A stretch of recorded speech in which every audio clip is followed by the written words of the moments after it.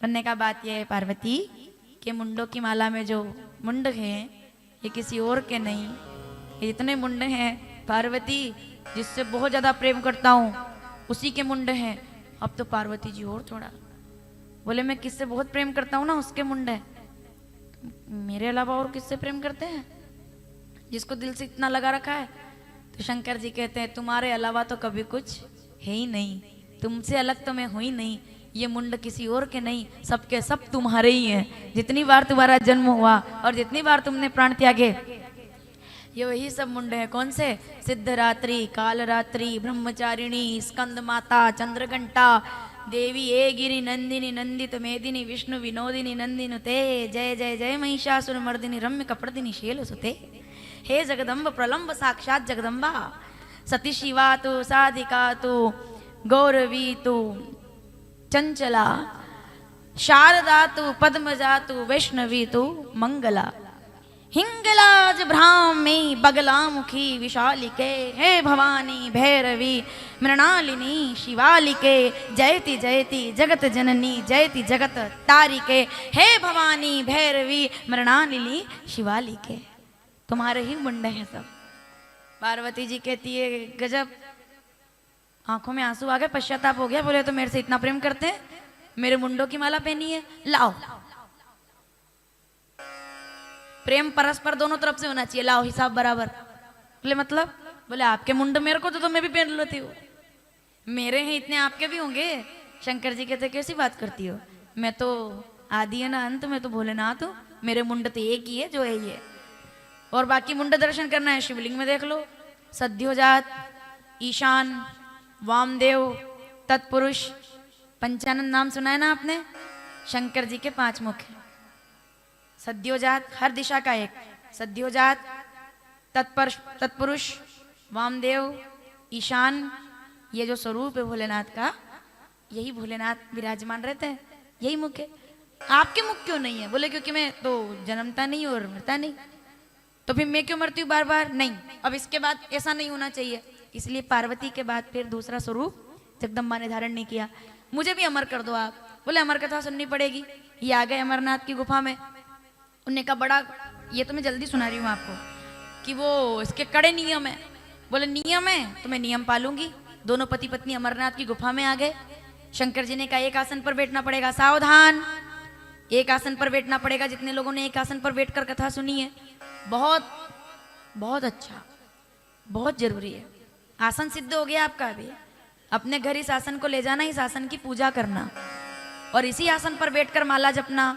कोई भी पूजा पाठ करो इसी आसन पर बैठकर करना, सिद्ध हो गया आसन आपका ये, ठीक है। इस पर पैर ना लगे, पैर नहीं लगना चाहिए आसन पर कभी भी। ऐसा नहीं कि पैर रख के खड़े हो गए। आप जब खड़े हो पहले तो ध्यान रखें आसन की घड़ी करके, फिर क्योंकि सिद्ध हो गया ना, आपने तीर्थभूमि पर सिद्ध कर लिया, तो एक आसन पर बैठना होगा। बोले बिल्कुल। बोले मन से कथा सुननी पड़ेगी। बोले बिल्कुल। उठना नहीं पड़ेगा। बोले बिल्कुल। तीसरा नियम, बोले बीच बीच में हूँ बोलना पड़ेगा। क्यों? मैं आपको सावधान क्यों करती हूँ बार बार कि मेरी तरफ देखो, मेरी तरफ देखो, वरना मैं कथा बोलती रह जाऊं और अपन करना पड़ता है। कुंभकर्ण की पत्नी चक्कर लगाती रहती है इधर, उन्होंने कहा किधर बैठू, तो पता चले कि हम बोले शंकर भगवान की जय और पास वाला आपको ही करा और आप ऐसे हो जाओ, क्या हुआ बताओ। जिसको कहीं नींद नहीं आती उसको भी कथा में नींद आती है, ये बड़ी समस्या है। और राठौर साहब तो ऐसे बिल्कुल जी बोले एकदम, और जैसे अभी जागे हो, जबकि सबसे सक्रिय व्यक्ति है। ताली बजाइए जोरदार। ये अर्धनारेश्वर महादेव कैसे आए? हमारे परिवार में एक से एक नगीने ढूंढे हमने, एक से एक। कोई आए तो किधर से, कोई आए तो अलग अलग है। बड़ा सबका अपना अपना अलग आनंद है। मैं बहुत आनंद में रहती हूँ, सबके आपके साथ रहती हूँ। जब मेरे कमरे में जब भी कोई आता है, मेरे कमरे में कभी ज्ञान की बातें नहीं होती है, कभी कोई धर्म की बात, ऐसा नहीं होता कि वहाँ कथा शुरू कर दूँ मैं। हंसी मजाक होता है, आनंद लेते हैं। तो इसी का नाम मेरे शंकर भगवान ही आनंद लेते हैं, राम जी आनंद करते हैं, गोविंद आनंद करते हैं। तो हम क्यों ऐसे एकदम गुग्गू बन के बैठ जाए, कहीं साहब बोलना नहीं, ऐसे रोना कड़क एकदम ध्यान में लगे हुए हैं। ध्यान के टाइम पे ध्यान में लगेंगे, पर ये थोड़ी मतलब है कि मतलब ऐसे जबरदस्ती का, उससे कुछ नहीं होता है। जितना हम साथ रहेंगे उतना आनंद करेंगे, है ना। इसलिए मैं घूमती फिरती हूँ आपके बीच में, अच्छा लगता है मुझे। वरना मेरे लिए अभी इतनी छूट नहीं है, हमारे गुरुजी की तरफ से भी नहीं है, पुरुषों का स्पर्श भी नहीं है। लेकिन एक बात बताती हूँ मैं आपको, आप लोगों के बीच कभी क्या लगता ही नहीं है, कुछ भी कभी नहीं लगता है। तो वो कुंभकर्ण की पत्नी घूमती रहती है इधर। एक बेटा एक साधु जी के पास गया, संत जी के पास 2000 का नोट लेकर, लड़का 20-22 साल का।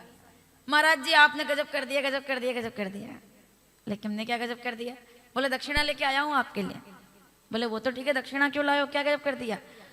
बोले आपने मेरी माता जी को ठीक कर दिया और बीमारी ठीक कर दिया आपने। मैंने कहा अच्छा ऐसा क्या हो गया कि बीमारी ठीक हो गई? क्या बीमारी थी? बोले सब डॉक्टर दिखा ली, बीमारी खत्म ही नहीं हो रही थी। बीमारी क्या थी? बोले नींद नहीं आती थी उनको। अच्छा तो मैंने कैसे ठीक कर दी? बोले 7 दिन से कथा चल रही है आपकी, और हम देखते हैं कि वो माता जी जिनको नींद ही नहीं आती थी कभी, अब मैं यहाँ देखता हूँ कि वो तो आराम से, जिनको कभी नहीं आती थी उनको भी नींद आने लगी। तो इसलिए आपका धन्यवाद है, बीमारी ठीक कर दिया आपने। संत जी ने कहा अच्छा ऐसा नहीं। बहुत अच्छा श्लोक है बेक, श्रीमद् भगवद गीता 2 अध्याय 65 के बाद 69 सारे श्लोक पढ़ लो आप। या निशाम सर्वभूता नाम तस्या जागृत संयमी।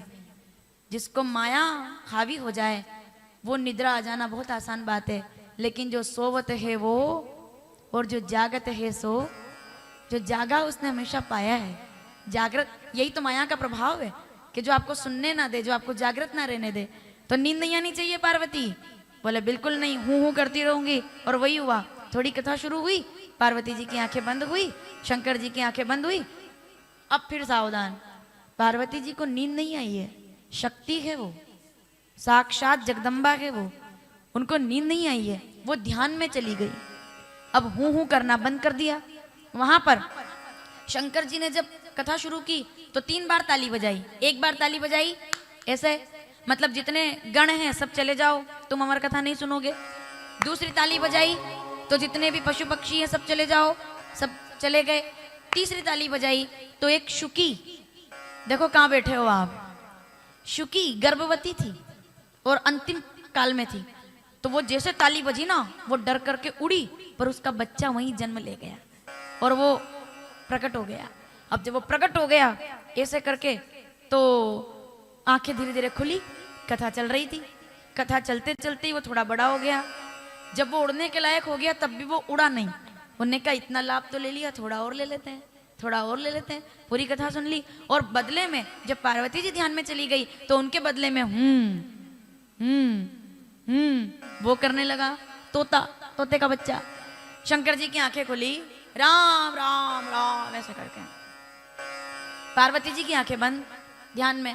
शंकर जी ने कहा उठो पार्वती, अब लगता है अभी अभी तुम्हारी आंख लग गई, शायद अभी अभी तुम्हें ध्यान में चली गई।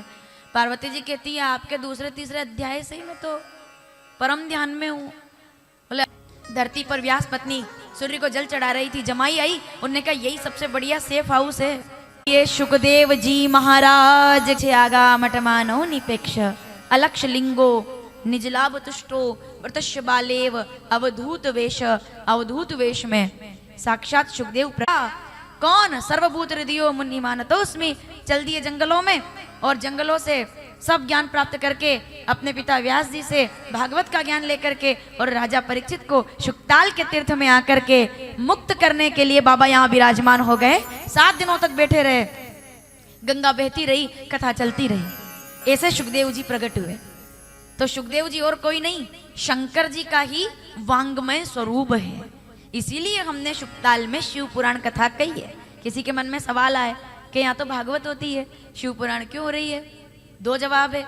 एक तो वटवृक्ष है और वटवृक्ष में भोलेनाथ का निवास है, बटेश्वर महादेव। दूसरा, आप जो वटवृक्ष को धोती पहनाते हो, है ना, किसको जाती है वो धोती? किसको जाती है वो धोती? सुखदेव जी को कहाँ कैसे जाएगी? वो तो कोपिनधारी है, वो कहाँ धोती लपेटते हैं, वो तो अवधूत है। किसको जाती है? अब याद करो, अभिषेक करते हो तब जनेऊ भोलेनाथ को चढ़ाते हो। सोमनाथ में रूप देखा है, सोमनाथ का रूप देखा है धोती ऐसे डाल करके, और महाकाल में देखा है धोती डाल करके, और भोलेनाथ को सजाया जाता है। इसीलिए वटवृक्ष को धोती पहनाई जाती है, क्योंकि यहाँ साक्षात भोलेनाथ के स्वरूप में ही वो भेंट दक्षिणा पर अर्पित की जाती है। क्योंकि हर वटवृक्ष में बटेश्वर महादेव निवास करते हैं, क्योंकि बड़ का पेड़ ब्रह्मा जी का 5वां मस्तक कटने से बना है। वो लुढ़क करके गिरा तो बड़ का पेड़ बना, और वहीं बटेश्वर महादेव स्थापित हो गए। तो इसलिए शिव पुराण के इस दिव्य अनुष्ठान में आज हमने सुखदेव भगवान की कथा को सुना है। क्योंकि आज हमको अब यहाँ से हरिद्वार के लिए जाना है।